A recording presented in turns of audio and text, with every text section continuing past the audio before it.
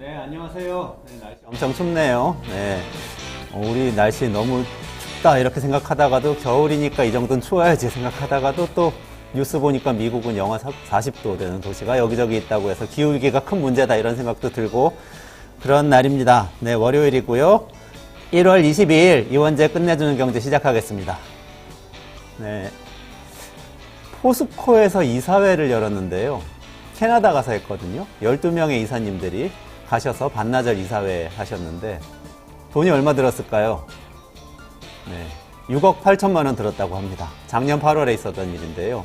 이사회는 12명인데 5분은 사내이사, 7분은 사회이사, 사회이사분의 3분은 교수님, 그리고 3분은 전직 장관님, 그리고 청장님, 이런 관료분들이셨는데 뭘 하느라고 그렇게 돈이 많이 들었냐, 이게 지금 문제가 됐죠. 그래서 경찰에서 수사를 하고 뭐 이런 판이 됐는데요. 제가 좀 찾아봤어요. 그랬더니 일단 반나절 이사회 하는데 5박 7일 동안 출장을 했다. 그래서 회사 돈으로 6억 8천만 원 썼는데 중식당하고 해산물 식당에서 함께 2천만 원 정도 들어가는 식사, 골프 2차례, 컬럼비아 대빙원에서 설상차를 타시고 밴프 가서 곤돌라 타시고 밴쿠버 캐필라노 현수교 방문하셨는데 다 전세기하고 전세 헬기로 이동하느라 교통비만 2억 원이 들었고, 그렇다는 건데 포스코 측에서는 해외 매출 비중이 크니까 현장을 둘러봐야 된다 이런 해명인데, 골프장하고 곤돌라 이런 데가 이제 포스코의 해외 사업 현장이라는 거죠. 이게 처음이 아니고요. 2019년 8월에도 중국 베이징에서 하루 이사회를 열었었대요. 근데 그때도 7일 동안 회장하고 사내이사, 사회이사 다 같이 다니셨는데, 하루 이사회 하는데 7일 여행 다니시는데, 일주일 회의하고 여행하는데 7, 8억 원 들었다고 합니다. 포스코 자회사가 상당 부분 부담했다고 하고요. 전세기로 백두산 가셔서 백두산 송이버섯, 러시아산 털개, 고급 와인 뭐 이런 거 드셨다고 하고요. 아니 뭐 다 읽을 필요는 없을 것 같네 보니까. 그런데 문제가 뭐냐 하면은 그 다음 해 2019년에 이렇게 이사회를 호합판으로 했잖아요. 근데 그 다음 해 12월 2020년 12월에 이 사회 이사님들로 구성된 포스코 CEO 추천위원회가 있어요. 여기서 회장의 연임을 확정했다는 거죠. 당연히 사내이사 중에 회장이 포함되고 같이 여행을 다니신 거예요. 7, 8억 원 같이 쓰신 거죠. 회장 연임하신 결정에 호화 여행이 영향을 안 끼쳤을까요? 인간인데. 사회이사가 뭐 하는 사람이냐? 사회이사는 주주하고 이해관계자 대표에서 경영진을 관리 감독하는 역할을 하는 거죠. 주주총회 빼면 이사회가 기업에서는 가장 그 최종의 의사결정 기구잖아요. 거기에 사회이사는 또 사내이사하고는 달리 사내 이해관계로부터 자유롭기 때문에 주주들을 대표해서 또 다른 이해관계자들, 사회적인 이해관계자들을 대표해서 이분들이 경영을 잘하는지 살펴봐야 되는데, 그래서 이제 미국 포함해서 다른 여러 서구 국가들에서는 이걸 독립이사라고 부르거든요. 인디펜던트 디렉터라고 불러요. 그런데 이분들이 이렇게 같이 호화 여행을 회사 돈으로 다니시고 그러면 결정에 영향을 받겠죠. 네, 이게 바로 기업 지배구조 문제입니다. 지난주 금요일에 우리가 코리아 디스카운트 얘기했잖아요. 코리아 디스카운트. 우리나라 기업들은 왜 그동안 열심히 노력하고 많이 성장했고 기술도 앞서가고 있는데 왜 주가는 미국 기업이나 일본 기업을 따라가지 못하는가, 이 이야기를 할 때에 반드시 나오는 게 이 기업의 이 지배구조 문제입니다. 지금 코리아 디스카운트 이야기 많이 하면서도 정책적으로 중요한 기업 지배구조 문제는 건드리지 않으려고 하고 있어요. 계속해서 뭐 투자자들 감세해주는 얘기만 하고 있는데 이 기업의 지배구조 문제, 특히 이사회 문제, 이사들의 독립성 문제 굉장히 중요하게 좀 살펴봐야 되는 그런 부분인 것 같습니다. 그래서 이번에 상법 개정도 대통령이 얘기 꺼냈다가 후퇴하고 말았는데 반드시 다시 논의해서 이사가 반드시 주주들 그리고 이해관계자들 대표할 수 있도록 개정이 되면 좋겠습니다. 회사 돈으로 출장 갈 수도 있죠. 뭐 그렇게 생각하는 분들도 있어요. 그런데 지켜야 될 선이라는 게 있죠. 그래서 좀 선을 지키면서 최소한의 상도를 지키면서 우리 기업 지배구조들 조금 더 건전하게 만들어가면 좋겠습니다. 네, 오늘도 좋은 이야기 많이 준비했는데요. 오늘 특히 실리콘밸리 벤처캐피털인 아시아투지캐피털의 정지훈 파트너님 모셨어요. 정지훈 박사님은 IT 전문가이셔서 예전부터 저하고 많이 말씀도 나누시고 제가 많이 배우기도 했었는데 이제 벤처캐피털리스트로 변신하셔서 전 세계를 누비고 계신데 같이 AI 기업 이야기 좀 나눠보도록 하겠습니다. 그리고 바로 이어서 세상을 바꾸는 금융연구소 한영섭 소장님이 나오셔서 그 청년들에게 돈이 되는 정보, 청년 도약 계좌에 대해서 좀 말씀 주시도록 하겠습니다. 네, 그럼 오늘 끝내주는 경제 같이 시작해 보도록 하겠습니다. 네, 바로 정지훈 박사님 모실게요. 네, 안녕하세요. 네, 안녕하세요. 네, 실리콘밸리 벤처캐피탈 운영하고 계신데 조금 설명해 주시겠어요? 어떤 일하고 계신지요? 지금 실리콘밸리에서 저희 파트너가, 미국 파트너가 2분 계시고, 네, 그다음에 저는 이제 한국에서 주로 이제 펀드레이징부터 이제 투자 기업도 찾고, 그 역할에서 3명의 파트너가 운영하고 있는 벤처캐피탈이고요. 사실 한국에서도 그동안 투자를 되게 많이 해서 재작년부터 이제 IPO를 막 하고 있어요. 재작년에도 하나, 작년에도 2개, 올해 하나, 내년에도 하나 이렇게 IPO를 하게 되는데, 그리고 엑셀러레이터라고 스타트업 초기 투자하는 것까지 하면 한 150여 개 가까이 투자를 그동안 해왔었는데, 좀 아쉬운 거는 우리나라가 B2C나 서비스 쪽 말고도 이렇게 그 딥테크라고 부르죠. 테크 쪽에서도 굉장히 잘하는 회사들 많거든요. 그러니까 이런 분들이 좀 날개를 좀 펼 수 있게 만들기 위해서 여러 가지 고민을 하다가 실리콘밸리 가서 해야 되겠다라고 하는 생각이 되게 많이 들어서 이렇게 파트너들하고 시작하게 됐습니다. 이런 분들이 서울에서 돈을 그만큼 모아가지고 한국 기업에 많이 투자해 주시면 어떨까 하는 생각도 약간은 드는데 나중에 이제 투자 성과 많이 나면 그렇게 그 두 가지가 연결될 수밖에 없다고 보고 있기 때문에 고용이나 이런 것들도 그게 저는 더 낫다고 생각하고 있고요. 네. 좋습니다. 오늘 정말 나와주셔서 감사드리고요. 요즘 방송 잘 안 하시는데. 네네네. 제가 이원재 소장님 이렇게 오랜만에 하신다 그래가지고 도와드리러 나왔습니다. 아이고, 너무 감사합니다. 네, 너무 감사드리고 본격적으로 말씀 한번 나눠볼게요. 제가 사실 페이스북 팔로워인데 페이스북에서 쓰신 글 보고 연락드렸었어요. 오픈 AI 시대가 가고 삼성전자, 테슬라, 엔비디아 시대가 온다 이런 글을 짤막한 글을 쓰셨는데 이게 굉장히 의미가 있는 것 같아서 우리가 AI 시대 이야기 많이 하고 있는데 앞으로 챗GPT에 우리 흥분해가지고 막 사용해보고 이런 수준인데 지금은 앞으로 이게 어떤 판으로 굴러갈지 이야기 조금 여쭤보려고 모셨습니다. 네, 그렇게 제목은 좀 과한 것 같고요. 오픈 AI 시대가 간다기보다는 너무 오픈 AI하고 마이크로소프트에 관심이 쏠려 있다? 이제 그런 거를 이제 견제하기 위한 이야기라고 생각을 하시면 될 것 같고요. 사실은 저는 이제 거의 모든 IT의 역사나 거의 모든 인터넷 역사 같이 역사의 흐름 속에서 이제 미래를 보는 그런 측면을 많이 보고 있는데 지금 그 흘러가는 분위기가 AI 같은 경우에 크게 보자면 인터넷이 이렇게 진행됐을 때는 20년 정도의 사이클하고 그 다음에 지난 사이클은 모바일 사이클이잖아요. 모바일 소셜미디어 사이클하고가 두 개가 비슷한 것 같지만 조금 다르거든요. 근데 이제 지금 AI가 흘러가는 방향성은 약간 인터넷 사이클하고 좀 닮아 있어요. 그러니까 일상적인 인터넷처럼 AI가 이제 쓰이는 인프라로 구성되는 시기인데 그때를 잘 이제 생각을 해보면은 초기에 가장 중요했던 게 사실은 인프라스트럭처거든요. 그러니까 처음 인터넷이 뜰 때 제일 먼저 돈 벌었던 회사가 어딘가 생각을 해보면은 쓰리콤이나 시스코 같은 회사들. 그렇죠. 네트워크 장비 회사들. 장비 회사들. 네. 라우터라든지 이런 것들이 일단 깔려야 되잖아요. 깔리지 않고서는 그걸 얘기를 할 수가 없기 때문에 그런 회사들이 먼저 가고, 그 다음에 가장 범용적으로 쓰이는 이제 그 서비스죠. 또는 소프트웨어죠. 뭐, 넷스케이프라든지 이런 웹 브라우저 같은 거나 또는 웹 서버 같은 것들이 나오고, 그 다음에 컨텐츠 쪽으로 이제 넘어가면서 이렇게 확장이 되지 않았습니까?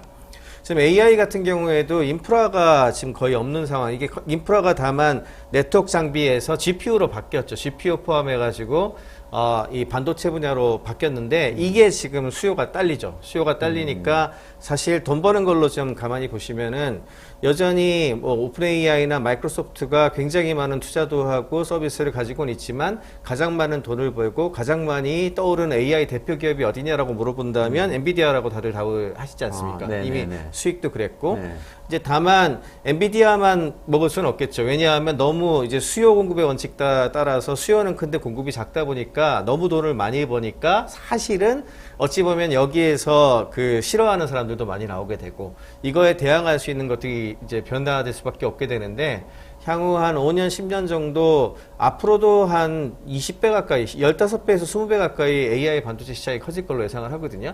그러니까 엔비디아가 이제 마켓 점유율이 지금 90% 이상인데 이게 좀 줄겠지만 그래도 반도체와 관련된 쪽에서 누가 잘하느냐가 가장 핵심이 될 거라고 보고 있고 그에 비해서 오픈 AI나 마이크로소프트가 우위를 점하고 있는 게 지금 현재는 서비스 분야잖아요. 챗GPT라는 서비스 분야인데 이게 모바일 때랑 같냐? 모바일 같은 경우에는 서비스하고 휴대폰 사업자가 초기부터 들고 갔던 시장이거든요. 그래서 애플과 구글이라는 두 회사가 쭉 끌고 간, 그리고 나서 그 뒤가 이제 퍼져나간 이제 그런 양상이었는데, 이 그 OS나 모바일 때하고 굉장히 다른 점이 일단 기계 자체가 얘네들이 독점하고 있지 못하고요. 기기가 굉장히 다양한 형태로 나오잖아요. 얼마 전에도 삼성이 갤럭시 S24 발표했고 아마 앞으로도 애플 비전 프로도 그렇고 계속해서 새로운 디바이스, AI 시대의 새로운 디바이스가 뭐가 될지 아무도 몰라요, 아직까지. 그래서 요 부분도 아직 좀 미지수인데다가 두 번째는 오픈 AI 같은 그 AI 모델 같은 경우에는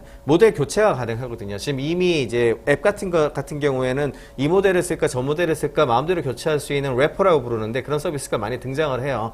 이게 등장한다는 이유는 등장한다는 의미는 뭐냐면 얼마든지 성능이 뒤처지거나 바뀌었을 때 락인 효과라 그러죠. 이 끌려 들어가는 게 아니고 이거 교체하는 걸 얼마든지 그냥 여반장하듯이 누구나 쉽게 바꿀 수 있다는 얘기가 되거든요. 그런 측면에서 지금 현재 가지고 있는 마이크로소프트나 오픈AI가 가진 우위가 약간 한 몇 개월 정도 우위로 보이는데 몇 개월 정도의 우위에 돈은 엄청나게 때려 넣어서 하고 있단 말이에요. 과연 그 정도 투자를 한 가치 ROI가 나오는 시점하고 후발주자가 쫓아가서 그걸 교체하려고 하는 그 시간하고 비교해 봤을 때 과연 지금의 우위가 그렇게까지 공고한가? 저는 그렇게 공고하다 생각이 들지 않아서 그래서 그렇게 얘기를 두 해봤습니다. 가지 측면이 다 있네요. 네네네. 그러니까 조금 엔비디아처럼 말하자면 옛날에 골드러시 때 네네. 금보다는 이렇게 청바지 장사들이 곡괭이 장사들, 청바지 장사들 잘 됐던 것처럼 좀 AI 사용하는데 필요한 반도체라든지 이런 장비를 그렇죠. 대는 기업들 네네.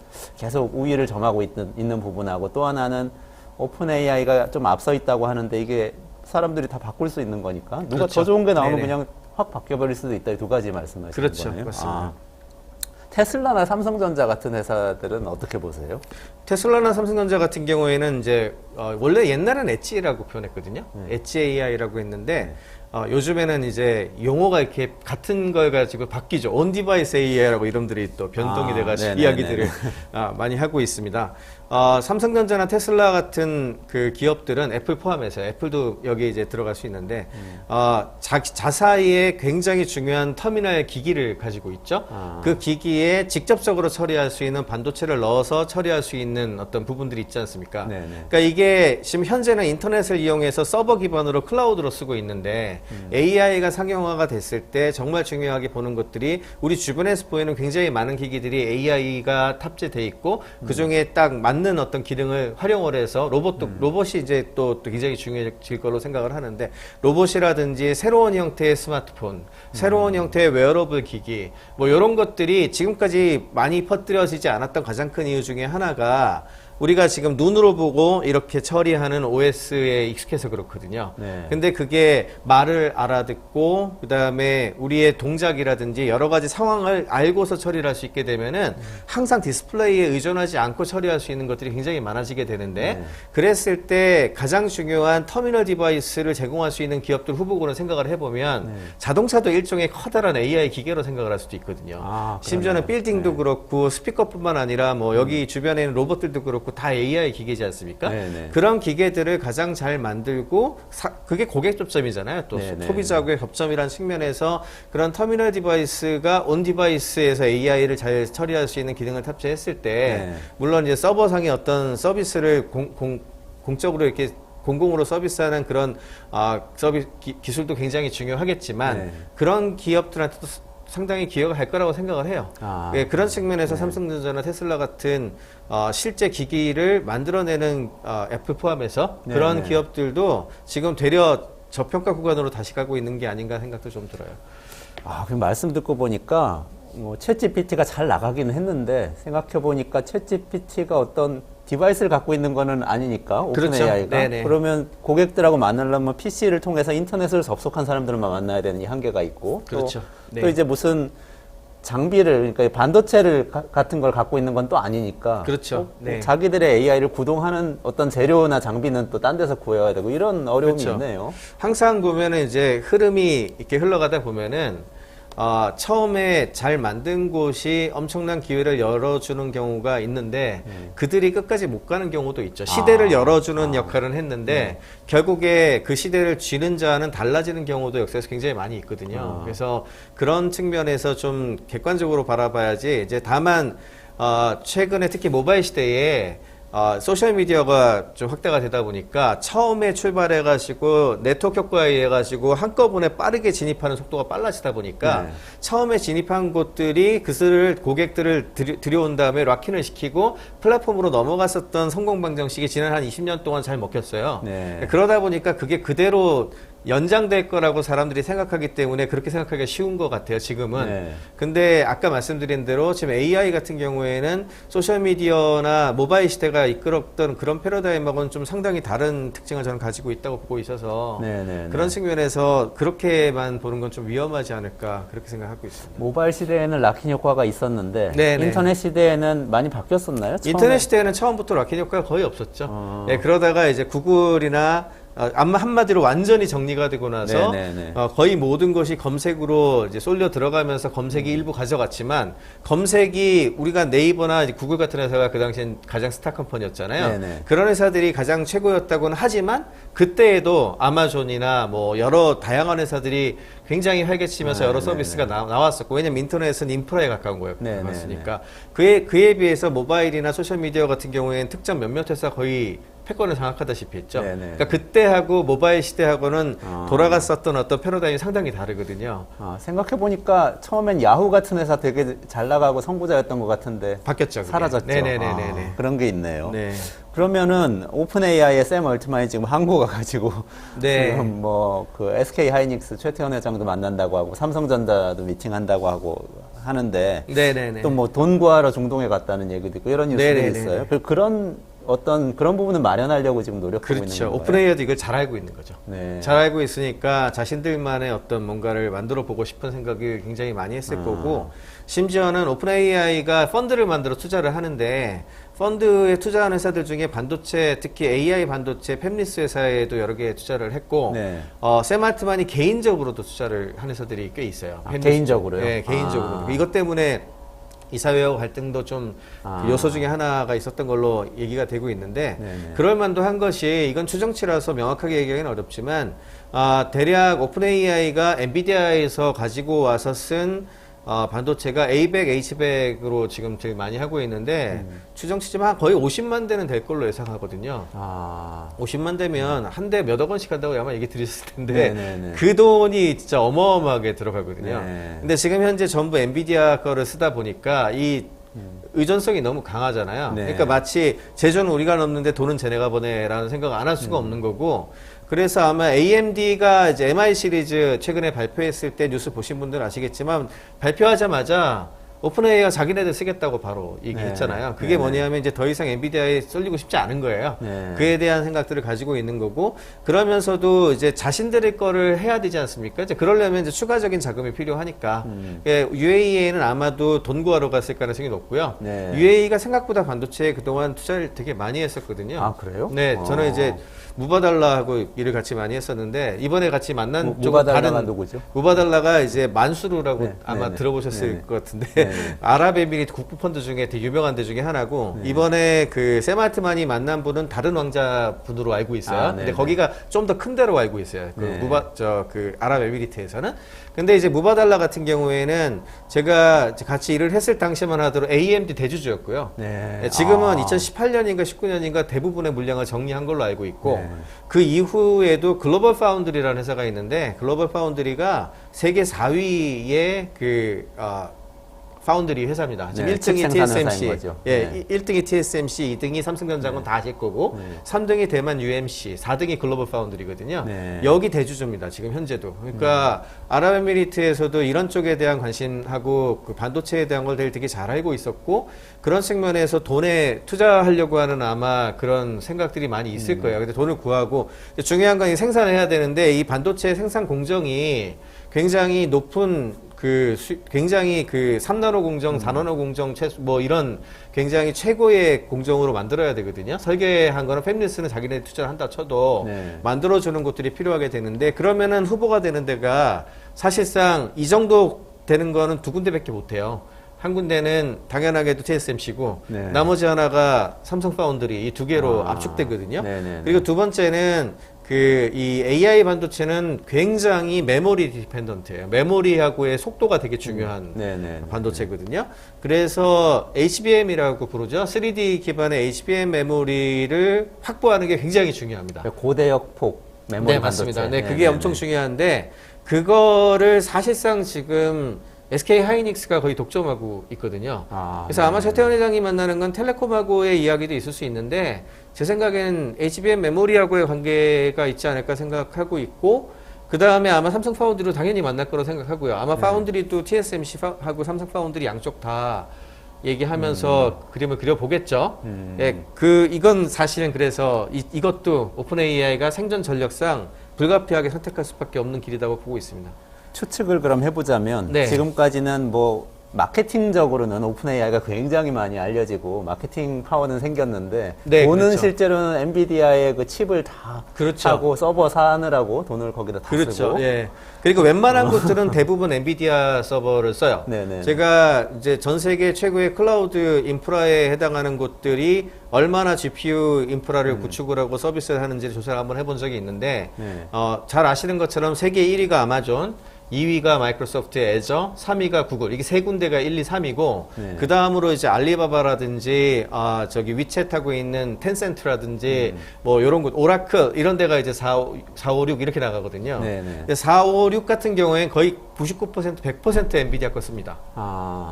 이제 어디다 클라우드에 올려가지고 쓰려고 하니까 네. 한국 같은 경우에도 네이버에서 네이버 클라우드에서 만약에 이제 쓰신다고 하면은 네이버는 에이백이라고 하는 엔비디아 장비를 많이 올리니까 이거 역시 아마 거의 100% 엔비디아 쓸 거예요. 조만간 이제 삼성하고 같이 만드는 반도체가 등장을 하면 그때부터는 좀 이렇게 달라지겠지만 근데 놀랍게도 이제 1, 2, 3위 같은 경우에 잘 보시면은 1위가 아마존인데 아마존 같은 경우에는 엔비디아 점유율이 70%밖에 안 됩니다. 네. 70%밖에 안 되는데 한 15% 정도가 AMD고요. 반 정도는 AMD하고 자일링스라고 얘네가 인수한 회사가 있어요. 네. 그게 쓰이고 있고 나머지 15%, 16%는 만든 지 얼마 안 된 엔비디아 자체 반도체들이 있어요.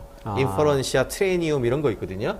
이런 반도체가 벌써 16% 차지하고 있는데 한 1, 2년 만에 아마존 아마존에 반도체. 아마존 네네네. 직접 반도체가 네네네. 있거든요. 근데 아마존이 전 세계 100개 국가에 대략 한 데이터 센터 100개 정도를 운영하고 있다고 알려지고 있는데 얘네도 공식으로 발표를 안 하기 때문에 추정할 수밖에 없는데 한 데이터 센터당 대충 10,000대에서 50,000대 정도 운영한다고 알려져 있어요. 그래서 평균 계산해 보면 150만 대에서 250만 대 운영한다고 보고 있거든요. 서버를.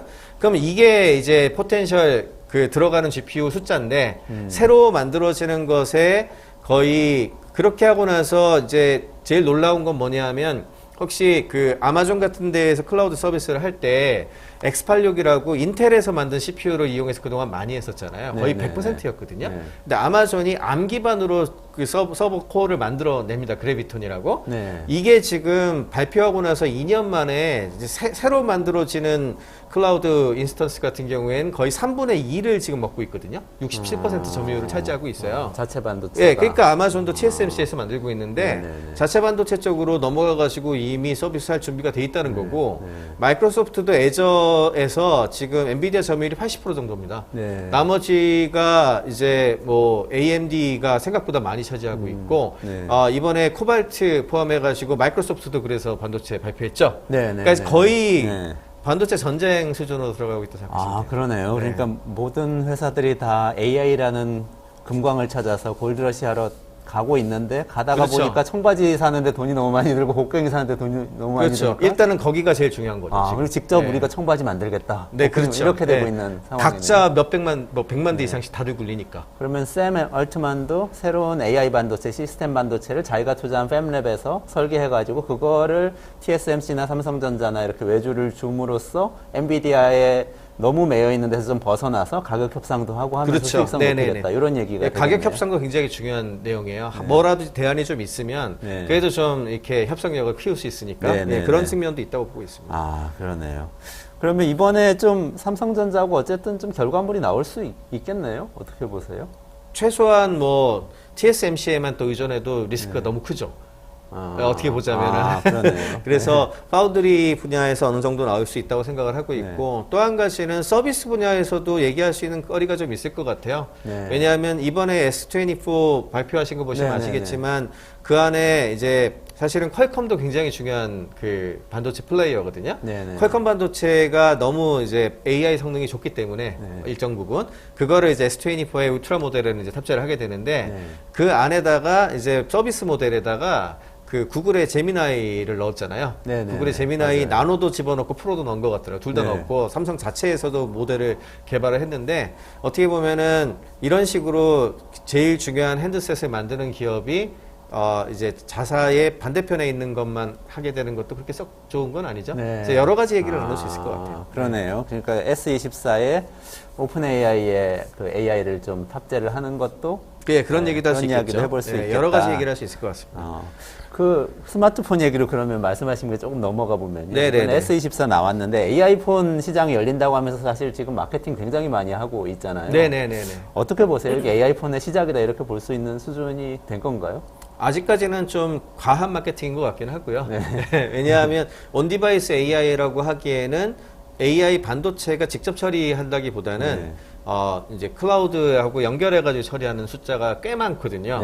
지금 이번에 퀄컴의 스냅드래곤 8 젠 3 넣은 모델이 제일 하이엔드 모델이어서 그거 기준으로 계산을 해보면은 이게 이제 모바일 칩으로서는 제일 좋은 성능을 갖고 있거든요.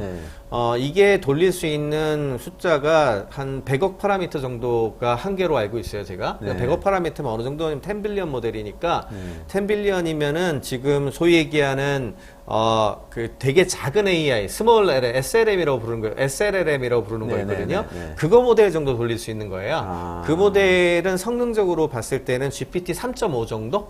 GPT 3.5 정도가 한계라서 그 이상 되는 것들은 클라우드에서 불러와야 돼요. 다만 이제 그 스마트폰 같은 경우에는 이 사진을 처리를 한다든지 그다음에 이런 다양한 것들이 좀 많이 있지 않습니까? 그런 부분들에 굉장히 강화가 돼 있는 칩셋을 만들어요. 그래서 조금 다용도로 만들거든요. 퀄컴이나 삼성전자가 만든 엑시노스 반도체 같은 것도 대부분 그런 건데 그런 쪽에 굉장히 영향을 많이 미치면서 우리 눈으로 보이는 이미지하고 멀티모달이라고 부르죠. 이미지하고 스피킹하고 얘기하고 그다음에 아주 간단하게 처리하는 어떤 그런 부분들은 온 디바이스에서 다 처리를 해주고 복잡한 거는 이제 그 AI 사업자죠. 오픈 AI가 됐던 아니면 이번에는 갤럭시 S24 같은 경우에는 구글하고 했는데 아니면 네이버랑 할 수도 있겠죠. 그런 사업자하고 같이 결합을 해서 이게 여러 단계별로 이제 소비자가 느끼기에는 이게 여기서 처리가 되는 건지 중간에서 처리가 되는 건지 클라우드에서 처리가 되는 건지 잘 모르게만 잘 만들면 되지 않겠습니까? 그래서 그런 측면에서는 AI 스마트폰 시대가 열기 시작한 첫 단추는 껴졌다라고 생각을 하면 되는데 다만 모든 게 그냥 반도체로 이 스마트폰 내에서 다 처리되는 것 같이 그렇게 얘기하는 건 잘못하면 좀 오해가 될 수 있습니다. 아까 그 반도체 얘기에서 조금 제가 궁금한 게 추가로 생기는데요. 이게 뭐냐면 그러니까 그 AI 칩을 지금 만들려고 다 뛰어들고 있지 않습니까? 아마존까지도. 근데 삼성전자에서 폰을 내놓는단 말이죠. 그러면 이 폰에 탑재되는 AI 칩이 들어가야 되는 거잖아요. 지금까지 우리가 지금 얘기한 엔비디아니 이런 데서 만든 거는 주로는 서버나 PC에 들어가는 것들, GPU 같은 것들 얘기했던 거잖아요. 폰에 들어가는 것도 지금 충분히 개발이 돼 있는 건가요? 그렇죠. 그래서 두 개가 다른 트랙이에요. 다른 트랙이고 다른 방향으로 해서 기술 개발을 그동안 많이 해왔고요. 특히 이제 폰에 들어가는 것 같은 경우에는 대규모 자연어 처리를 하는 그런 종류들도 중요하겠지만 그거는 사이즈가 메모리가 엄청나게 커야 돼서 진짜 이 휴대폰에 들어가는 사이즈가 되게 힘들거든요. 그에 비해서 영상 처리와 관련된 것들이 결합되어 있는 것들은 이제 생각보다 소형화가 가능해요. 그래서 그런 것들을 결합하는 방향으로 그동안 스마트폰이나 또는 이런 작은 디바이스에 들어가는 AI 반도체가 개발되어 왔다. 라고 생각을 하시면 되고 삼성만 하더라도 엑시노스 이번에 뭐 발표하기 이전부터 NPU 블록이라 그래가지고 그 안에 이걸 처리해주는 반도체 그 기술을 개발한 지가 꽤 오래됐어요. 꽤 오래됐고요. 그 다음에 이 분야의 선두주자는 누가 뭐래도 퀄컴입니다. 그래서 퀄컴도 굉장히 경쟁력이 강하고요. 심지어는 퀄컴 같은 경우에는 최근에 이렇게 스냅드래곤이라고 하는 시리즈가 이제 타겟이 되는 기기가 스마트폰도 있지만 요 소위 얘기하는 우리 그 퀘스트라고 부르죠. HMD 요 뒤집어 쓰는 기계 있잖아요. 네네네네. AR, VR 관련 퀘스트에 들어가는 반도체 전부 퀄컴 스냅드래곤 쓰는 거거든요. 네, 그리고 또 그러니까 작은 칩인 건가요? 원래 모바일 타겟이니까요. 네네. 작은 칩이기 때문에 모바일 타겟으로 만들어지는 거고, 그리고 이제 그런 쪽만 잘하고 있었는데, 최근에 엘리트X라고 해서 PC 시장을 겨냥한 암 기반이긴 한데, 그런 좀 하이엔드급도 내놓고 있어요. 그러니까 모바일 쪽에 있었던 것들은 다시 이렇게 하이엔드 쪽으로 들어오려고 노력을 하고 있고, 그에 비해서 엔비디아는 지금 현재 서버 쪽에서 워낙 강자 네네. 역할을 하고 있고, 자동차라든지 이런 큰 돈 많이 써야 되는 거, 네네네. 그래서 하나가 엄청 비싼 거, 요 크게 만들어도 되는 거, 그런 거에서 엄청난 돈을 벌고 있잖아요. 그에 비해서 저전력이라든지 작게 만드는 거에서 그동안 신경을 많이 안 써왔어요. 그 이유는 이게 어쩌면 잘못하면 승자의 저주가 될 수가 있다고 생각하는데, 왜냐하면 돈을 너무 많이 벌잖아요. 한 개 팔아서. 그렇죠. 근데 이거는 저전력에 작게 만들면 싸지거든요. 네. 싸지게 되면은 사실은 이익률을 줄여야 되는 문제가 네, 생길 네, 수가 네. 있죠. 네. 그래서 어느 시점에는 엔비디아도 과감하게 이렇게 좀 작은 거에도 투자하고 만드는 쪽으로 많이 가야 되지 않을까. 안 만드는 건 아니에요. 제슨 네. 나노라든지 그 라인업이 있긴 한데, 뭐랄까, 좀 이렇게 중요하게 생각 안 하는 느낌이 좀 있었죠. 왜냐하면 지금까지는 뭐, 앞으로도 한 2, 3년은 거의 만드는 대로 달라는 데가 줄 서 있으니까. 네, 그러니까 네, 지금은 그럴 이유가 없잖아요. 네. 네, 그래서 그렇긴 한데, 좀 길게 보자면 과연 이런 생각이 좀 들죠.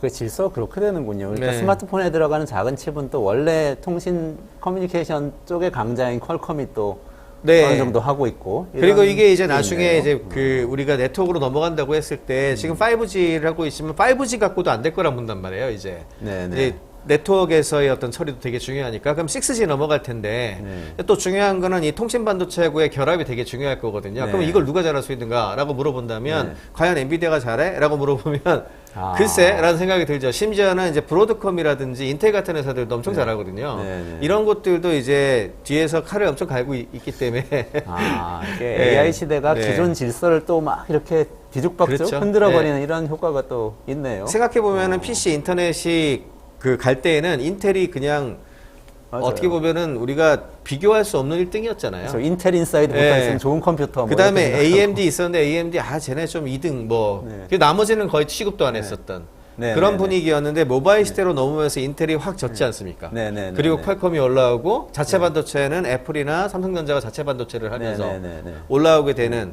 그리고 파운드리가 떠버렸죠. 네. 그 뒤에. 네, 네. 그러니까 이게 이제 그 시대가 바뀌면서 반도체 산업 전체가 바뀐 네. 형국인데 AI 시대가 오면서 또다시 반도체 산업 전체가 요동을 치고 있는 거죠. 네, 지금. 네, 네. 10분 남짓 정도까지 할게요. 네네네. 1시 10분 정도까지.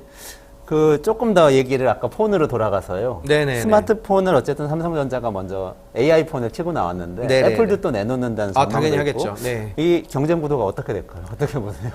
이거는 진짜 이제 완전히 또 다른 싸움으로 진행이 되고 있기 때문에 좀 흥미진진하게 될 것 같은데 네. 애플도 그동안 투자를 굉장히 많이 해왔어요. 네. 생각보다 기대에 못 미치긴 하는데 이제 M1 시리즈부터 시작을 해서 네, 네. 노트북에 들어가는 것부터 이런 그 AI를 처리할 수 있는 능력을 굉장히 극대화를 하면서 M1, M2, M3 이렇게 계속 만들어냈지 않습니까? 네. 그것도 이제 TSMC가 만들어주고 있는데 솔직히 성능적인 지표라든지 또는 설계 지표에서는 약간 기대에 못 미치는 건 사실이에요. 기대에 못 미치는 건 사실이라고 하는 것이 퀄컴만 못하게 이제 경쟁이 퀄컴이거든요. 이쪽은 네, 네, 네, 퀄컴만 못하게 지금 성능이 나오고 있어가지고 좀 그렇긴 한데 그치만 그동안 오랫동안 투자를 해오고 있고 애플의 강점은 또 누가 뭐라 그래도 폰과 스마트 시계 그리고 뭐 이제 노트북 그리고 이 서비스까지 이어지는 전방위적인 연결고리들을 네. 갖고 있지 않습니까? 그렇죠. 이런 전방위적인 연결고리하고 고객 행동을 잘 파악을 해서 그 사람들한테 가장 편리하게 서비스를 전달하는데 굉장히 잘하는 회사거든요. 네. 그렇기 때문에 성능 지표적으로 봤을 땐 조금씩 떨어질지 모르겠지만 아이폰을 중심으로 해서 애플의 기기들하고 AI 모델을 잘 녹여내서 이렇게 잘 연결을 한다면 그러면 언제 다시 역전시킬지 모르는 부분들이 있고 네. 또 한 가지는 애플의 특징이 특정한 기업에 이렇게 내줘서 주도권을 뺏기는 걸 굉장히 싫어해요. 네. 그래서 애플 가만히 보시면은 오픈 AI가 다른 데는 다 찾아가는데 애플은 안 가죠. 애플은 안 가고 마이크로소프트도 애플하고는 특별한 교류가 있다는 얘기가 안 나오고 있지 않습니까? 아마존도 그렇고. 왜 그러냐 하면 애플은 처음부터 끝까지 자기네들이 어느 정도 주도권을 가지려고 하는 그런 특징을 가지고 있기 때문에 그래요. 이게 어떤 면에서는 굉장히 AI 시대라고 하는 새로운 시대를 맞이해서 위험한 플레이가 될 수도 있고요. 애플이라고 하는 회사가 그동안 지난 20년 동안 엄청 잘했는데 이제 완전히 패러다임 또 AI 기반으로 바뀌는 것 같은데 저런 식으로 하면 되나? 하는 생각들도 굉장히 많이 있고요. 사실 이런 우려 때문에 마이크로소프트의 시가총액이 애플을 넘은 맞아요. 가장 큰 이유라고 생각을 합니다. 솔직히. 네. 이게 이제 가장 큰 이유인데 근데 또 반대로 생각해 보면 그래도 AI 시대가 열려도 결국에는 소비자들이 선택을 해줘야 되고 소비자들이 가장 편하게 쓸 수 있는 거를 선택을 할 때 과연 우리가 스펙이라든지 특정 기술의 기능만을 갖고 선택을 했는가라는 질문을 던져본다면 거기선 꼭 그렇지도 않은다는 생각도 들 수 있어서 그래서 애플 비전 프로 이번에 발표하는 게 굉장히 큰 중요한 저는 그 터닝 포인트 중에 하나라고 생각을 해요. 네, 네. 이게 AI하고 밀접하게 붙어 있다고 생각을 하거든요. 네. 요게 첫 버전부터 성공할 거라고 전 개인적으로 생각하지는 않는데 네. 아마 얘네들이 물량을 적게 내놓고 완판 행진 쪽으로 가지 않을까. 네. 일단 그렇게 보고 있습니다만 보통 이런 거 나오고 나서 한 3년 정도 지나면 애플이 굉장히 마켓 셰어를 많이 차지하는 경향이 네. 있어요. 네. 스마트 시계만 하더라도 초기에는 그렇게 많이 안 팔렸었는데 네. 지금 어마어마하게 팔리거든요. 그래서 그러게요. 그런 거를 감안을 하면 애플에 대해서도 과소평가하면 곤란하다는 생각하고 있습니다. 비전 프로는 뭐 400 몇십만 원 한다고 그래가지고 이게 네, 되겠냐 뭐 이런 생각. 저도 웬만하면 다 사거든요. 근데 저도 이건 좀 너무 비싼데.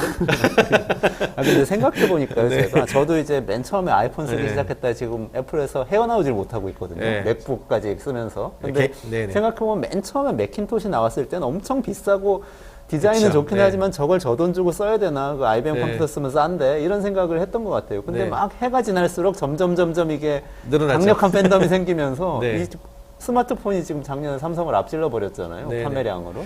애플 비전 프로 같은 경우에는 전 개인적으로 일반인들은 3년 뒤에 항상 애플은 세 번째 버전을 사. 그때쯤이 가성비도 그렇고 더 좋지 않을까. 저도 아이폰 3를 제일 처음 샀던 네네네네. 것 같아요. 그렇네요. 그 다음에 조금 넘어가서 자동차 네. 얘기 한번 좀 여쭤볼게요. 네네네. 이것도 굉장히 큰 관심사인데 네네. 시청자분들이 테슬라 어떻게 되는 거냐고 지금 주가도 많이 떨어지고 뭐 전기차가 전체적으로 위기란 얘기도 있고 네네. 그런 얘기도 있는데요. 자율주행차라는 관점에서 뭐 AI하고 밀접한 관련이 있잖아요. 네, 자율주행 자동차도 그렇고 요즘 자율주행 자동차라고 하는 패러다임이 SDV라고 그러죠. 소프트웨어 디파인드 비클.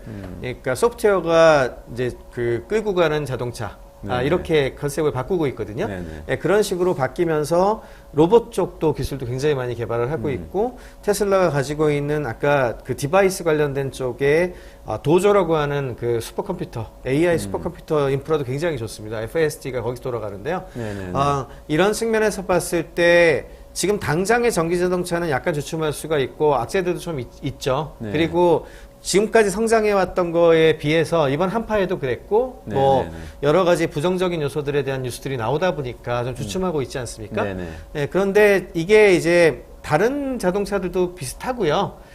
전기 자동차 충전 인프라 부족에 인한 사건이라고 생각을 해요. 그러니까 팔리는 것 대비 인프라가 네네. 덜 가서 이 갭이 벌어지면서 나타난 현상이라고 생각을 하고 있고 우리나라 같은 경우에도 뭐 마찬가지 현상이 있다고 생각을 하는데 저는 일시적인 현상으로 보고 있고요. 네네.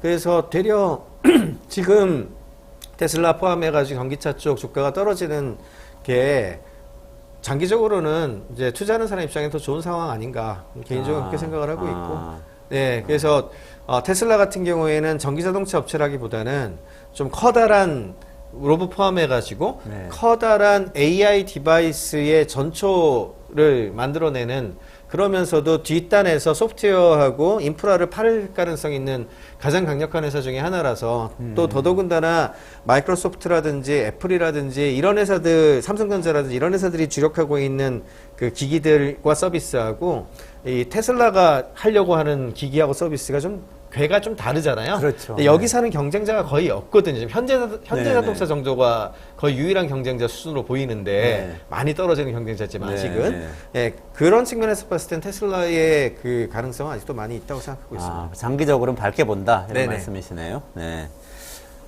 쭉 외국 회사들 얘기해가지고 삼성전자 빼면 지금 다 외국 회사만 얘기한 건데 네이버하고 카카오도 또 인공지능 전쟁에서 좀 해보겠다고 많이 발표를 했는데 어떻게 보세요?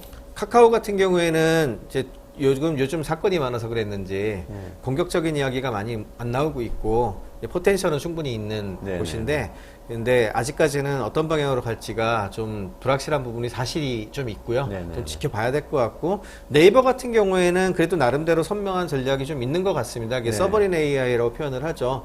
AI가 가지고 있는 특징이 이게 그냥 인터넷보다 훨씬 좀 중요하다고 보는 게 네. 이게 좀 전략적인 가치가 좀 있잖아요. 네. 전략적 가치가 있다 보니까 특정 국가 입장에서 봤을 때 국가가 그냥 글로벌 인프라한테 모든 걸 의존하기에 좀 굉장히 위험해 보이는 부분들이 좀 있어요. 네네. 그래서 우리나라도 그렇고 뭐 사우디아라비아하고 굉장히 많이 협업을 하고 있는 걸로 알고 있는데 사우디아라비아 같은 데도 그렇고 유럽에도 독일이나 프랑스 같은 데에서 이런 서버린 AI, 국가 주도 개발형 AI 그래서 그 나라에서 가장 잘 나가는 기업과 결합을 해서 서비스를 만들려고 하는 경향성이 아주 명확하게 보이거든요. 그래요? AI 분야 같은 경우에는. 아. 예, 그런 측면에서 봤을 때 네이버는 이런 몇몇 개 국가들하고 이렇게 연합체를 구성을 해서 글로벌 기업들하고 대항하려고 하는 전략을 펼치고 있고 네네. 일정 부분 성과가 있을 거라고 생각을 하고 있어요. 잘 설득만 하면은 충분히 가능하지 않을까 네. 생각을 하고 있어서 그런 전략적인 측면 또는 국가주의적 측면도 좀 고려를 해야 될 것 같아요. 삼성전자하고 반도체 협업하는 거는 잘 될 거라고 보세요? 예, 네, 그거는 더 두고 봐야 되긴 하는데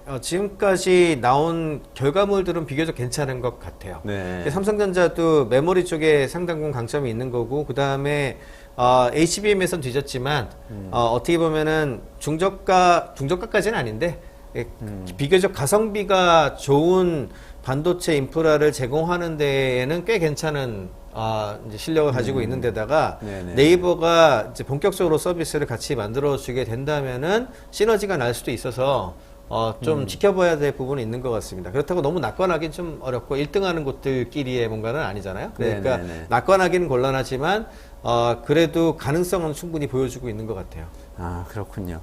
좀 잘 되면 좋겠는데, 서버린 AI 네네네네. 주권 또 대한민국 국민으로서. 예, 이거는 지금 그래서 무빙 타겟이에요, 아직은. 네. 그래서 네네네. 너무 이렇게 될 거라고 지레짐작하시기보다 향후 5년 동안은 격동의 시기에 계속해서 이들 플레이어가 하나 잘하고 하나 못하고 아마 그럴 거거든요. 네네네. 그럴 때마다 어떻게 흘러갈지를 잘 지켜보는 게 중요할 것 같습니다.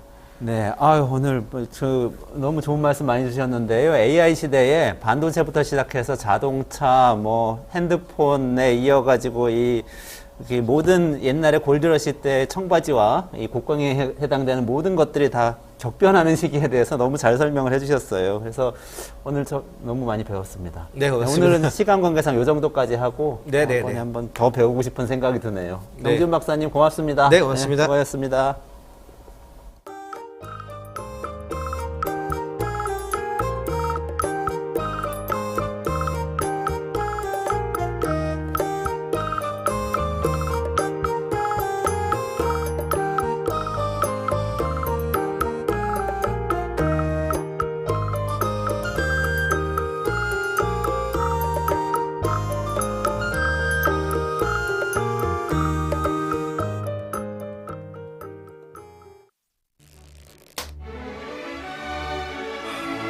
오늘따라 집중이 잘 안 된 것 같아.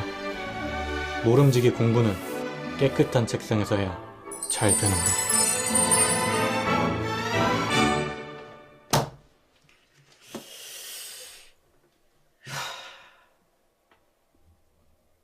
피곤한데 내일 할게.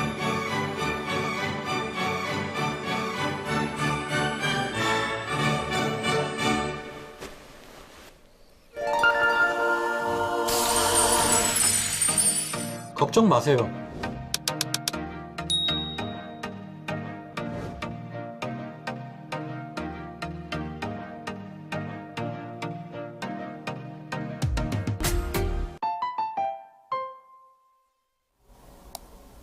네, 우리 청년들 돈 관리는 어떻게 해야 될까요? 세상을 바꾸는 금융연구소에 한영섭 소장님 모셔서 좀 여쭤볼게요. 네, 소장님 안녕하세요. 네, 네, 안녕하세요. 어서 오세요. 네, 반갑습니다.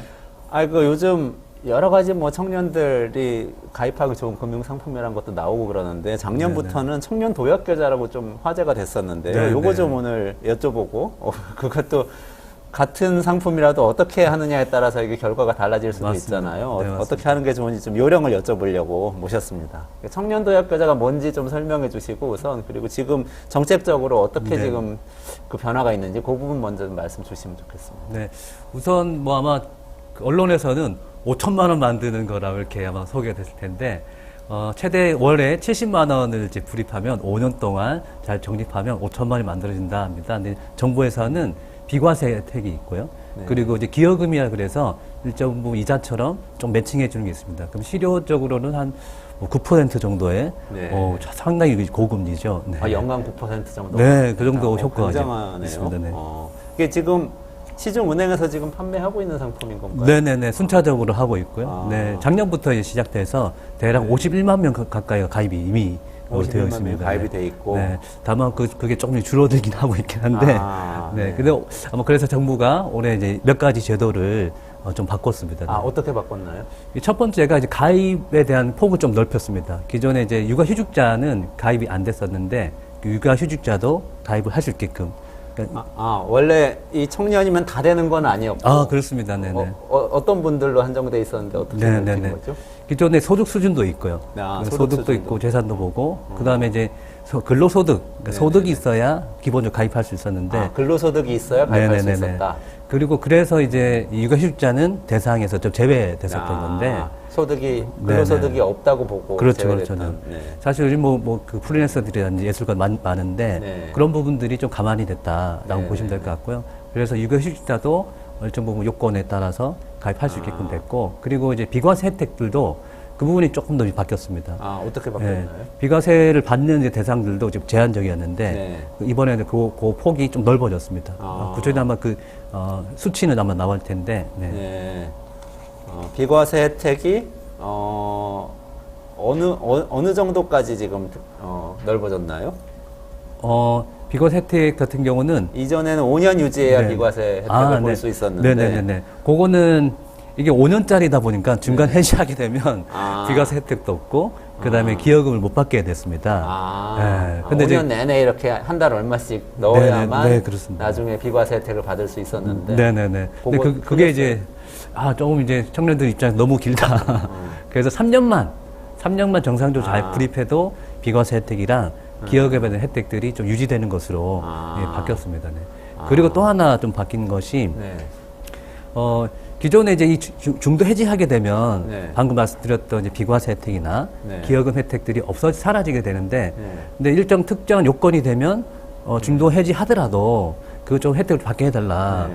예를 들자면 뭐 실직한다든지 네, 네. 뭐 회사가 망했다든지 뭐 그렇게 되면 받을 수가 없게 되겠죠. 근데 거기에 좀 플러스해서 그 혼인하거나 네. 이럴 때도 조금 좀 혜택이 더 달라라고 해서 그 부분이 좀 바뀌었습니다. 혼인하고 출산. 네. 혼인 출산 두 네네네. 경우에는 중도 해지해도 네네네. 비과세 혜택을 그냥 유지를 해준다. 맞습니다. 이게 금융상품 가입할 때 제일 많이 손해보는 것 중에 하나인 것 같아요. 보험이나 뭐 적금이나 이런 거는 처음에 가입할 때는 무조건 많이 넣어야지 하고 많이 딱 약정을 해놓고는 중간에 갑자기 돈 쓸 일이 생겨요. 누가 아프거나 네네. 뭐 집을 마련해야 되거나 결혼하거나 이러면은 그럼 중간에 꺼냈으면은 이자도 깎이고 뭐 이런 경우에는 비과세 혜택도 없어지고 그런 게 있었는데 지금 좀 그거 네네네. 넓혀졌다 이런 네, 얘기네요. 맞습니다. 네네. 그렇군요. 그리고 그 청년 희망 적금이라고 예전에 있었잖아요. 그거하고 좀 연결되는 부분도 제가 기사에서 봤는데 그것도 좀 설명해 주시겠어요? 네네, 맞습니다. 그 희망계좌, 그 청년 희망저축이라고 해서 그것도 이제 2022년도 2월부터 이제 출시가 된 이제 그 제도입니다. 네. 그게 이제 올해 1월 25일부터 이제 만기가 도래되는데 네네네. 그래서 그 만기자들이 일시적으로 이제 모아놨던 돈을 여기 이제 납부하게 되면 그것도 인정해 주겠다. 그러니까 정책성 연계성을 이제 좀 부여한 겁니다. 그렇군요. 그 전에 있던 청년 희망 적금을 이제 만기가 네. 됐을 때 청년 도약 계좌로 이렇게 갈아타라. 갈아탈 수 있게 해준다. 네네네. 그런 거군요. 맞습니다. 네. 네. 청년 지원하는 그런 금융 정책이 많이 있었죠, 예전에도. 아. 이번 정부에선 청년 도약 계좌를 밀고 있는 거. 네, 네, 맞습니다. 그 전부터 이런 소위 얘기하는 자산 형성 프로그램이라고도 해서 네네. 저축을 지원해주거나 자산 형성케 하는 사업들이 꽤 있었습니다. 예를 들면 서울시 같은 경우는 이제 희망도 청년 통장, 그게 2015년도부터 이제 시행했던 대표적 사업이고, 네네. 경기도는 이제 일하는 노동자 청년 통장이라 그래서 네. 그런 통장이 있었습니다. 근데 중앙정부에서도 그 유사하게 청년 내일 채움 공제라고 하는 것이 대표적인 그 상품이었는데요. 아, 그거 많이 화제가 됐던 상품인 맞습니다. 것 같아요. 네. 그거 잠시 소개해드리자면 그것도 비슷한데 약간 좀 다른 게 있습니다. 청년들이 이제 2년 동안 한 400만 원을 이제 저축해요. 네. 매달 한 16만 원씩을 꼬박꼬박 저축하면 거기에 중앙정부가 400만 원, 기업이 또 400만 원, 총 1,600만 원이 만들어지는 프로그램이었어요. 네, 2년 동안. 네네. 네. 근데 이제 지금 있는 윤석열 정부가 하고 있는 그 제도 자체가 이자를 지원하는 걸로 바뀌었죠. 그러니까 자산형성 프로그램 원래는 이제 내가 10만 원 저축하면 네. 그 10만 원 뭐 그 정도 수준에 네. 중앙정부나 이제 그 지자체가 매칭해 주는 것이 네네네. 보통 우리가 자산형성 프로그램이라고 얘기하는데 네네네. 그런 부분에서 상당히 많이 시프트한 거죠. 아, 그러면 이제 그 어쩌면 이제 현금성 지원이 좀 많이 사라지고 실제로 이 청년 그 내일채움 공제 사업이 4,200억 원이 사실 삭감이 됐었습니다. 삭감됐습니다. 아, 그래요? 네, 아. 그래서 그게 있던 올해 게 없어져. 네네네. 그래서 올해 이제 신규 접수는 끝났습니다. 아, 이거 우리 그 예산 삭감하는 얘기 우리 방송에서 많이 했었는데 그거랑 연결이 돼 있는 것 같네요. 아 그렇습니다. 네. 이자 지원하면은 예산 얼마 안 들 거 아닙니까? 아 맞습니다. 네. 그죠? 그리고 이제 금융회사 좀 흔들어서 네. 이 사업이 펼쳐지는 거기 때문에 아, 그럼 또 금융회사들 말하자면 손목을 비틀어서 네네네네. 금리 더 줘라 이렇게 할 수도 있고. 네네네. 그게 다 연결이 되는 거네요. 뭐 사실 윤석열 정부가 일관성 있게 제도를 펼치고 있다라고 볼 수도 있겠습니다. 일관성 있게 이자 지원으로 선회하고 있다. 네네네. 그럼 그래서- 뭐 어떻게 평가하세요? 정책적으로 평가하자면은 네. 사실 이제 이 정책이 나왔던 맥락들이 청년의 불평등, 네, 경제적 불평등, 소득 불평등 해소하기 위한 정책으로 나왔는데 네. 사실 실효적으로 이 뭐 도약계좌든 네. 이자를 지원해서 그런 불평 문제를 해결할 수 있겠는가 싶은 차원에서는 조금 비관적으로 보고 있긴 합니다. 그리고 저축을 하고 거기에 뭔가 플러스 되는 것이 있기 때문에 그럼 저축하지 못하는 청년들은 상당히 소외가 되겠죠.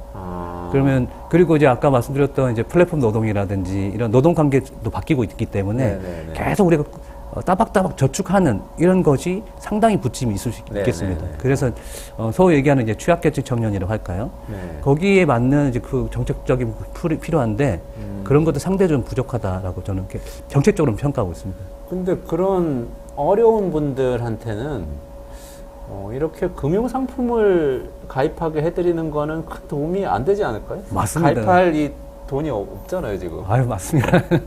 당연히, 그래서 저는 오히려 더 이 앞부분, 앞단의 소득을 넓혀내는 네, 정책들, 네. 뭐, 우리 소장님께서 잘 아시는 기본소득이 됐든, 네. 이런 이제 그 소득을 보충해주는 정책들이 훨씬 더 중요한데, 네, 네. 그런 것들은 굉장히 부족한 게 이제 현실이고, 그래서 이 금융정책으로 사실 이제 메꾸고 있는 것이 상당히 조금 이제 제 입장에서는 마음에 들진 않죠. 그건 또 한계가 명확하다? 네, 한계가 분명히 있습니다. 네. 네, 좋습니다. 정책 비평, 저는 관심 있는 건데, 어쨌든 그래도 오늘은 금융과 관련된 이 돈을 굴리는 방법을 좀 알려주러 나오셨기 때문에 조금 더 일반적인 거 제가 하나 여쭤볼게요. 그러니까 청년 도약계좌를 가입을 할 수 있는 자격이 되는 분들은 가입을 하면 무조건 유리한 겁니까? 아니면 조금 더 넓히면은 정부에서 이런 무슨 청년과 관련된, 아니면 청년 아니라도 중장년과 관련된 금융상품이 종종 나오잖아요. 네네네. 그럼 뭐 자격이 되면은 바로 가입하는 게 무조건 유리합니까? 어때요? 몇 가지 옥석을 따져봐야 되는데 네. 특히 청년 도약 계좌는 중복 수혜가 안 되게끔 되어 있습니다. 중복 수혜가 가능합니다. 요 정책의 핵심이 중복 수혜가 예를 들면 가능하다. 이 서울에서 하고 있는 자산 프로그램, 서울에서 그러니까 중앙적 사업 두 가지를 동시에 할 수 없게끔 돼 있었는데 보통은 그런데. 네, 보통 그런데 이 정책은 할 수 있게끔 돼 있어서 그냥 가입하시는 게 더 이득입니다. 무조건 가입은 이득이시고 다만 이제 그냥 70만 원. 네, 월 70만 원. 70만 원 한 네. 방에 이렇게 몰빵하는 것은 그거는 하지 마십시오. 절대. 아, 그래요? 네네. 왜 그렇죠? 그러니까 이자가 높으니까 무조건 많이 가입하는 게 좋은 거 아니에요? 그래서 많이들 탈퇴하시죠. 실제 우리나라 중간에? 이제 그 저축 만기율은 3년짜리 가입하게 되면 20%도 안 됩니다. 아, 그래요? 중간에 다 깨는 거. 네, 그렇습니다. 아니, 저도 사실 만기를 경험한 게 많지 않은데, 실제 어렵기 때문에 이거의 정책적 효과를 극대화시킨다고 했을 때는 내가 가입할 수 있는 만큼만, 그러니까 불입할 수 있는 금액만큼만 그러니까 납입한다. 그러면 70만 원이 다가 아니라 내 소득에서 지출을 이제 보고 그 중에 내가 할 수 있는 만큼만 끝까지 불입하는 것. 그게 이제 이 정책을 최대한 효과적으로 발휘할 수 있는 그 혜택을 누릴 수 있는 길이라고 할 수 있습니다. 아니, 근데 보통 우리 20대 때는 뭐 버는 돈의 절반은 저축해라 뭐 그런 얘기도 있잖아요. 그리고 요즘 뭐 아르바이트 하면은 최저임금 받으면은 그래도 월 200만 원 정도 조금 넘게 벌 수 있는데 그러면은 절반 딱 자르면 100만 원 저축하니까 이거 뭐 8, 9% 된다면서요. 금리가. 그러면은 70만 원 다 넣어놓는 게 좋은 거 아닌가요? 네. 그렇게 생각할 수도 있긴 한데, 그게 사실 오해라고 할 수 있습니다. 그러니까 보통 이게 뭐 재테크 서정이라는 거 보면 월급의 절반 이렇게 해야 된다. 네네. 특히 20대 같은 네네네. 경우는.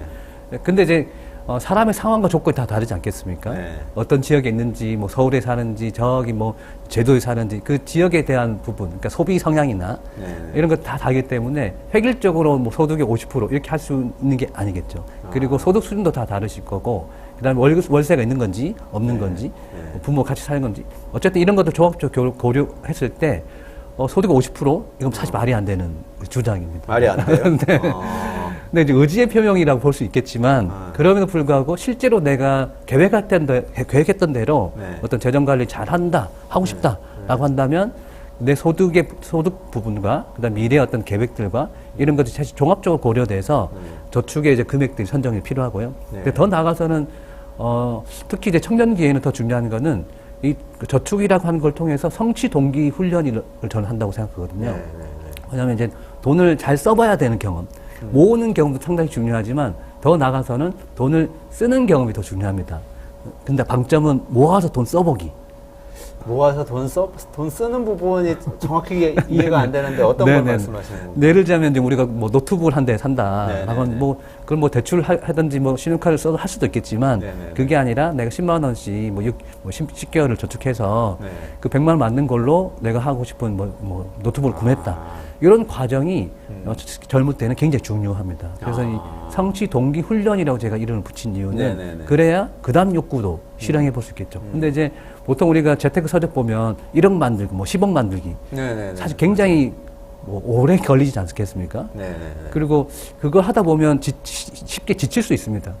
그러면 단기적인 저축을 먼저 하시는 게 필요합니다. 그러니까 중장기 저축 하지 말라는 얘기가 아니라 우선적으로는 저축의 맛을 보기 위해서는 6개월짜리. 그래서 뭐 그 요즘 카백이나 이런 거 보면 단기 저축도 많이 상품 많이 만들어졌거든요. 네네네. 그런 이유가 실제로 그 효능감이 타 먹었을 때 효능감 생깁니다.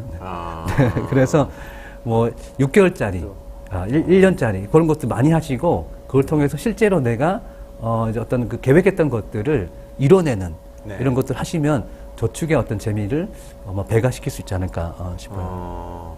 그러니까 너무 장기간 동안 예를 들면 여기처럼 5년 동안 월 70만 원씩 계속 부어서 뭐 1억 만들겠다, 몇 천만 원 만들겠다 너무 이렇게 생각하지 말고 6개월짜리 먼저 도전해보자. 네. 이런 말씀이시네요. 맞습니다. 6개월 10만 원 뭐 모아보자. 네. 그런 식으로 많이 아까 카카오뱅크도 그런 뭐 상품 있다고 말씀하셨는데 네네네네. 그런 프로그램이나 상품들이 좀 있나요?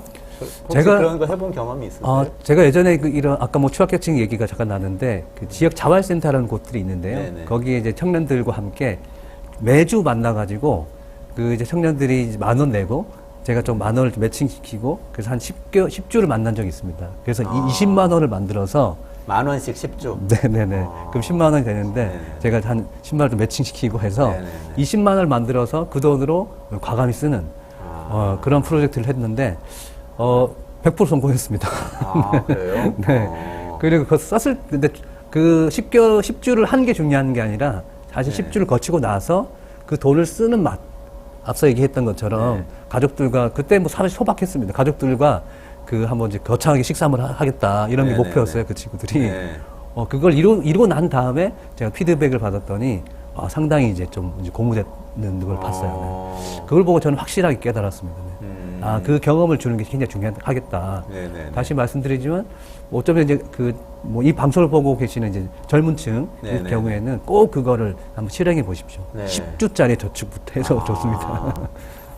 만약에 그 젊은 층의 부모님들이 보고 계셔도 자녀분들한테 한번 10주 동안 돈 모아서 우리 가족 밥 한번 사라 이렇게 한번 훈련을 시켜보시는 것도 좋을 것 같아요. 너무 좋습니다. 너무 좋을 것 같네요. 매칭 시켜주면 되잖아요. 10만 원 모으면 10만 원 내가 대주겠다. 네네네. 그거 좋은 프로그램 같네.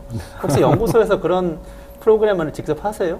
지금 금융연구소에서? 네네. 1년 한두 번씩은 저희가 프로젝트를 진행하고 있습니다. 그렇군요. 네네. 네, 예전에 저는 청년 지갑 트레이닝 센터라고 운영하셨던 기억도 있는데 맞습니다. 그 이름도 딱 맞는 이름인 것 같네요. 네. 오늘 그 청년들이 돈을 어떻게 모아야 되나까지 이렇게 얘기가 왔네요. 네, 처음엔 청년 도약 계좌로 시작했는데 실제로 돈을 얼마를 모을까 이 목표를 세우는 것보다는 조금이라도 모아서 그 돈을 보람 있게 써보는 경험을 축적하는 것이 중요하다.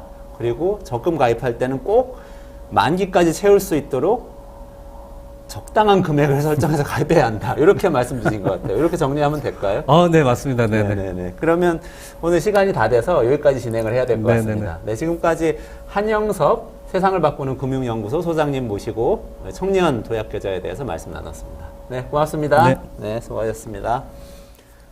네, 이원재 끝내주는 경제 오늘 여기까지 진행하고요. 내일 12시 반에 다시 찾아뵙겠습니다. 네, 고맙습니다.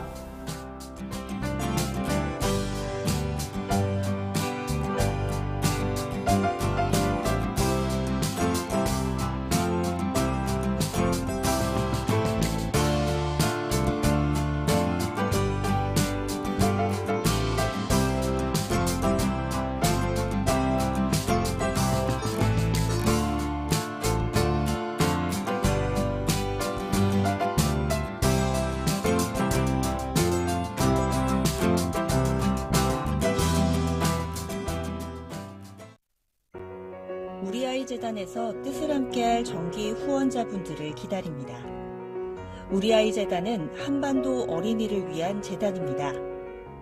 배고픈 어린이들에게 영양 가득한 국수를 보내고 영유아 자폐 조기검사 지원, 베이비박스의 이유식 정기 배달, 중증장애 미취학 아동들을 지원하고 있습니다.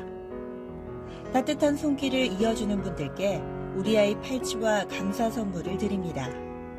지속적인 지원을 통해 더 많은 어린이들에게 도움을 줄 수 있도록 정기 후원자가 되어주세요. 후원 문의 02-2128-3344, 2128-3344